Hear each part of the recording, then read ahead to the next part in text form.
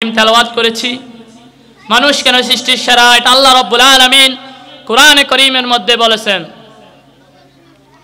আল্লাহ রাব্বুল আলামিন কোরআনে কারীমের মধ্যে বলেন, ইন্না আরাদনাল আমানাতা আলাস সামাওয়াতি ওয়াল আরদি ওয়াল জিবাল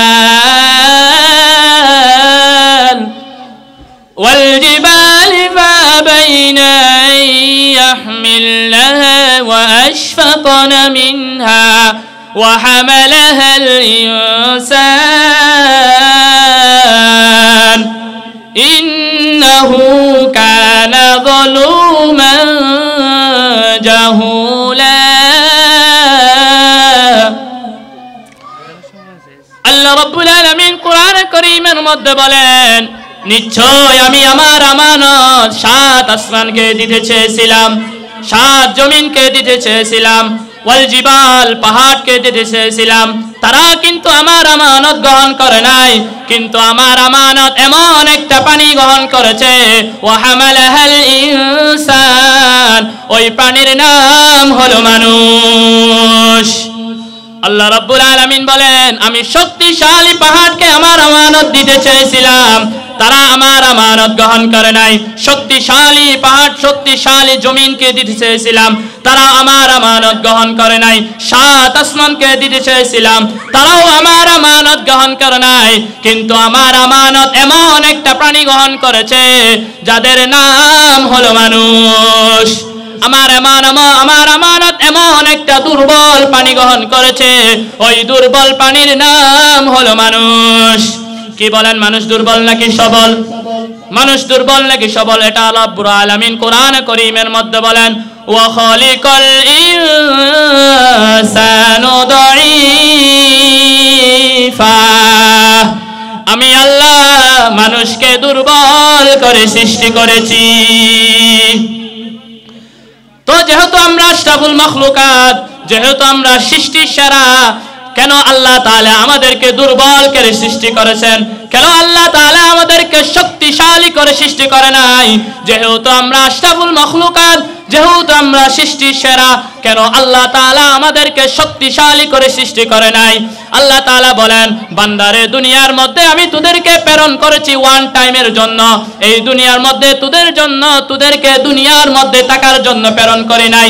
যেহেতু আমি আল্লাহ তোদেরকে ওয়ান টাইমের জন্য প্রেরণ করেছি, এই জন্য আমি আল্লাহ চিন্তা ভাবনা করে দেখলাম তোমাদেরকে দুর্বল করে সৃষ্টি, তোমাদেরকে শক্তিশালী করে সৃষ্টি করে লাভ নাই।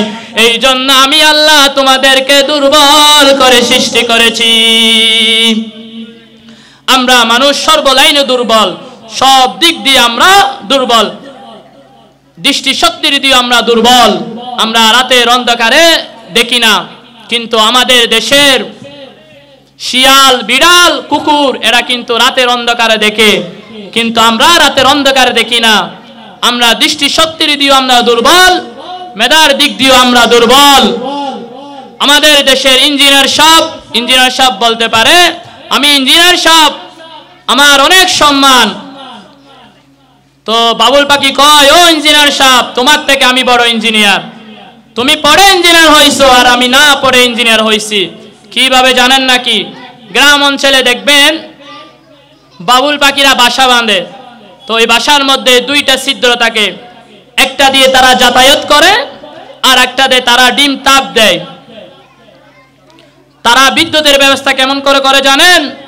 বাসার মধ্যে কাদা আনবে এবং জোনাকি পোকা কতগুলো আছে না, সিগন্যাল লাইট জ্বলে, ওই জোনাকি পোকাগুলো আনবে, কাদার মধ্যে লাগবে, ওখান থেকে তারা বিদ্যুৎ সংরক্ষণ করে, ওখান থেকে তারা উপকৃত হয়। বাসাটা এমন মজবুত করে বাঁধে, দেখবেন এটা আপনি আর আমি টেনে ছিঁড়ে ফেলতে পারবো না। আমার তো মনে হয় না কোনো ইঞ্জিনিয়ার সাহেব এত মজবুত করে বাসা বাঁধতে পারবে। এই জন্য আমরা মেধার দিক দিয়ে দুর্বল। আল্লাহু আকবার। আমাদের দেশে ডাক্তার পরে ডাক্তার, ভারতের এক এলাকায় বানরের অত্যাচারের জন্য টাকা যাচ্ছে না, তো এরা বাঁদর মারার জন্য প্রস্তুতি নিল। কিছু বিষ আনলো আর কিছু রুটি আনলো, কিছু বিষ ওই রুটির মধ্যে মিশ্রিত করে দিল, আর কিছু রুটি এমনিতে রেখে দিল। এরপর দিয়ে দিল, বান্দর আসলো খাওয়ার জন্য। বানর যখন খেতে যাবে তখন বানর সুগন্ধি পেল এখানে বিষের গন্ধ আসতেছে। তো বান্দর জঙ্গলের মধ্যে চলে গেল। যাওয়ার পর কিছু অভিজ্ঞ বান্দর নিয়ে আসলো, যাদের লেজের পিছনে লাল, অভিজ্ঞ বান্দর, এমবিবিএস ডাক্তার। তো এরা এসে পরীক্ষা নিরীক্ষা করে দেখতেছে আসলেই ওখানের মধ্যে বিষ মিশ্রিত আছে। এরপর তারা জঙ্গলের মধ্যে চলে গেল। যাওয়ার পর তারা কিছু পাতা নিয়ে আসলো। এরপর কিছু পাতা খায় আর কিছু বিষ মিশ্রিত রুটি খায়। এমন করতে করতে সমস্ত রুটি খাওয়া শেষ। বানরের 14 গোষ্ঠীতে মরবে দূরের কথা, একটা বানর পর্যন্ত মরে নাই। সুবহানাল্লাহ। দেখেন, আমরা মেধার দিক দিয়ে আমরা দুর্বল, ধৈর্য ধারণ করার দিক দিয়ে আমরা দুর্বল। কিভাবে জানেন নাকি? আমরা একটা জায়গায় 2 ঘন্টা লাগাতার বসে থাকতে পারবো না। হয়তো মোবাইল টিপবো, নাটো অন্য কাজ করব। আমাদের কোনো ধৈর্য নাই। ধৈর্য ধারণ করে কিন্তু আমরা একটা জায়গায় বেশিক্ষণ বসে থাকতে পারবো না। কিন্তু আমাদের দেশের হাঁস মুরগি এরা যখন ডিম দেয় তখন ওই ডিমের মধ্যে এরা 28 দিন লাগাতার 28 দিন পর্যন্ত ওই ডিমের মধ্যে তাপ দেয়। দেখেন এদের কত ধৈর্য। আমি এত কিছু বলে এটাই বুঝাতে চেয়েছিলাম, আল্লাহ রাব্বুল আলামিন আমাদেরকে সব দিক দিয়ে দুর্বল করে সৃষ্টি করেছেন। আমরা দৃষ্টি শক্তির দিয়ে আমরা দুর্বল, মেধার দিক দিয়ে আমরা দুর্বল, ধৈর্য ধারণ করার দিক দিয়ে আমরা দুর্বল। এই দুর্বল হওয়ার পরেও আমরা আল্লাহ তাআলার আমানত এই কোরআনকে গ্রহণ করেছি।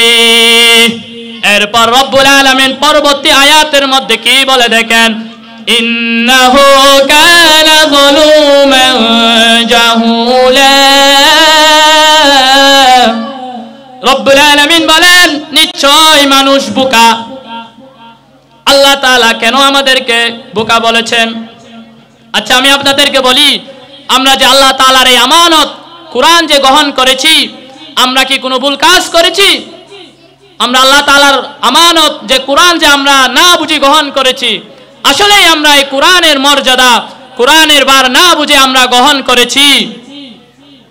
আমরা এই কোরআনকে না বুঝে গ্রহণ করেছি।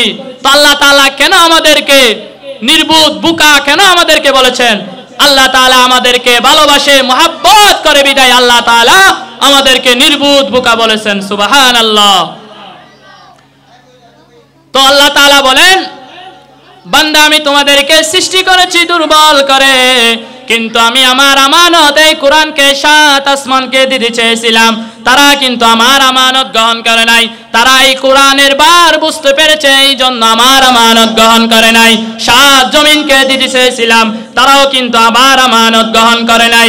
7 আসমানকে দিতে চেয়েছিলাম, তারাও কিন্তু আমার আমানত গ্রহণ করে নাই। কিন্তু তোমরা দুর্বল হওয়ার পরেও যারা আমার কোরআনের বার বুঝতে পেরেছে, কেউ কিন্তু আমার আমানত গ্রহণ করে নাই। কিন্তু তোমরা দুর্বল প্রাণী হওয়ার পরেও তোমরা যে না বুঝে আমার কোরআন গ্রহণ করেছ, এই জন্য আমি আল্লাহ তোমাদের উপর খুশি হয়ে তোমাদেরকে আশরাফুল মখলুকাত বলে ঘোষণা দিয়ে দিলাম।